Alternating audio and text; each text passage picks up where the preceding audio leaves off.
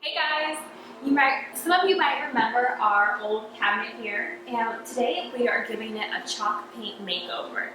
To begin with, we covered the wood with just a couple good coats of regular white paint, but now I'm going to show you how to mix up the chalk paint we're going to use to give this baby a fun new look. So let's get started. Okay, so before we get started, we are going to be using these great round brushes, and we just picked these up at Lowe's. And then we are going to need 1/3 cup of water, and to measure this we just got the cheap little cups in the dollar aisle. And then you're going to need some plaster of Paris and your paint. So to get started with this, you just dump 1/3 cup of cool water into here, and then we're going to measure out 1/3 cup of the plaster of Paris, and this is what is going to give that paint the chalky, thick, rich finish that we want.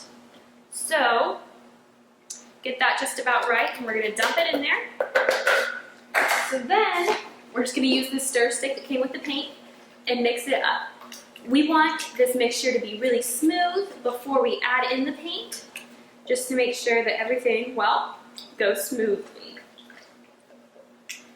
So once all of that is done, we are going to add 1 cup of our paint to this mixture here. So I am absolutely in love with this paint color. I just picked it up at Menards this weekend.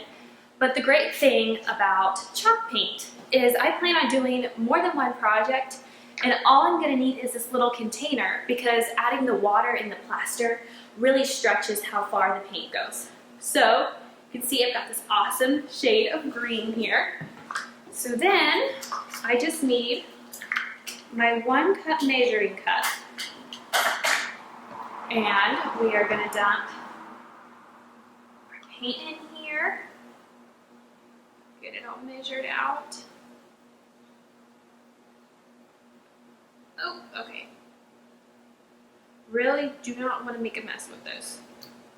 So then we get that into the mix. And we're going to use this stir stick just to scrape out this cup. Make sure we've got almost all of the paint out of there we can get. And when you're doing this, it might be handy to have a spatula or some really good scraping material nearby, just so there's not as much cleanup afterwards. Like, this is going to take some time to get clean. But, so once you've got that 1 cup in, you just mix. So we're mixing in the plaster, the water, and the paint right now, which is getting kind of soupy looking. It's definitely a lot thinner than what the original paint was, but it's also got a different texture. It went from being kind of shiny to kind of this dull look.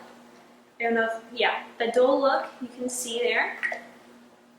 So it's, I don't know if you, right here you can see it's kind of got a runnier texture to it. Okay, so here we go. This is our mix of 1/3 cup of water, 1/3 cup plaster of Paris, and then 1 cup of paint. Okay, let's get started on our painting process. So I'm just taking this round brush here, dipping it in, and we are just going to start stroking some on here. It's going to be a really bright, fun color.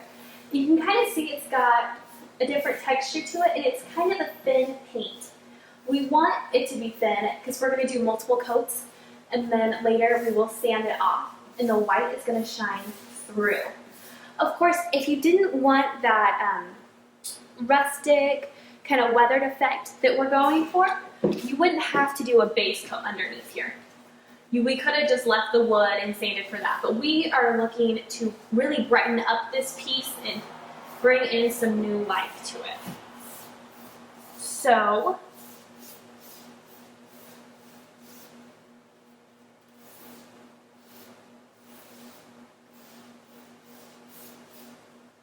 we are just going to keep painting this bad boy green until we get a nice even coat. So this is after 3 coats of the green chalk paint, and as you can see, I used most of my container here. I just did really thin coats that made it easy to not have a bunch of runs because that paint really is really liquidy, so I would watch out for that. So then step 2, after it dries, we are going to take some steel wool and rub it out. So there is a reason that we spent so much time painting the cabinet white before we started this. So let's just take a look. I'm going to zoom in real fast and you can see what the steel wool is going to do to our piece.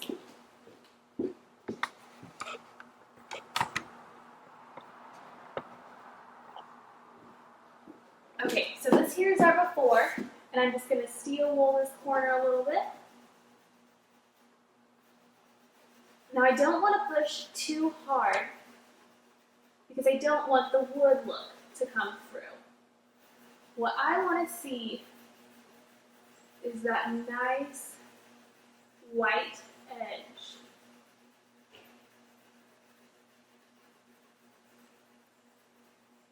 Now with that, I did push a little hard and I do have some wood coming through, but I also have that great white effect.